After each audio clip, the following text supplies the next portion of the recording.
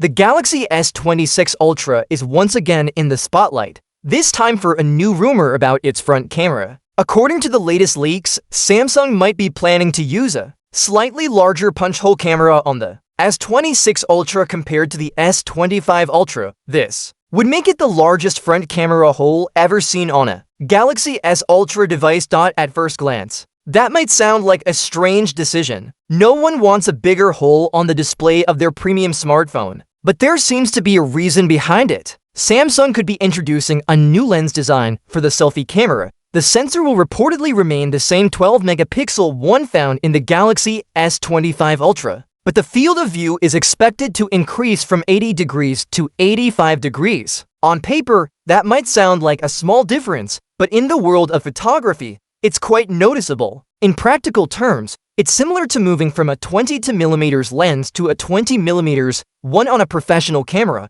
and that's a meaningful change. So, what does this mean for selfies? A wider lens allows more of the background or more people to fit into the frame. This could be perfect for group selfies, travel photos, or any moment when a wider shot matters. It's a small adjustment that could make everyday use more convenient. However, this change comes with a catch. Wider lenses can distort images. When the focal length drops below around 24mm, the perspective becomes exaggerated, especially when the subject is close to the camera. This can make faces appear stretched or noses look bigger, giving a slight balloon effect.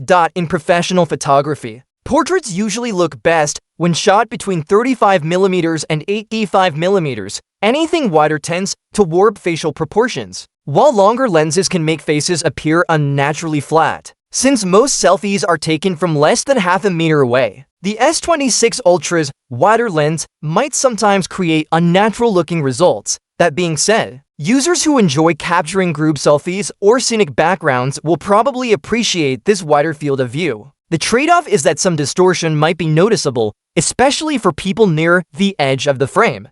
Another point worth noting is that Samsung isn't expected to upgrade the selfie sensor itself. The company will reportedly stick with the same 12MP sensor it's used for a few generations now. While it still performs well and produces sharp, detailed images, many were hoping for a major upgrade this year, a jump to a 50MP sensor. Even if it used pixel binning to output 12MP images, could have provided better detail and stronger marketing appeal. It would also have helped Samsung compete more effectively with Apple and Google, who continue to improve their front camera technology. Speaking of competition, Apple's new iPhone 17 lineup has already made a leap forward in the selfie camera department. Apple introduced a new square-shaped sensor that lets users capture landscape selfies even when holding the phone vertically, a clever and practical improvement. Meanwhile, Samsung seems to be focusing on small refinements rather than bold innovation. Even the Galaxy S25 Ultra's selfie camera already delivered impressive results.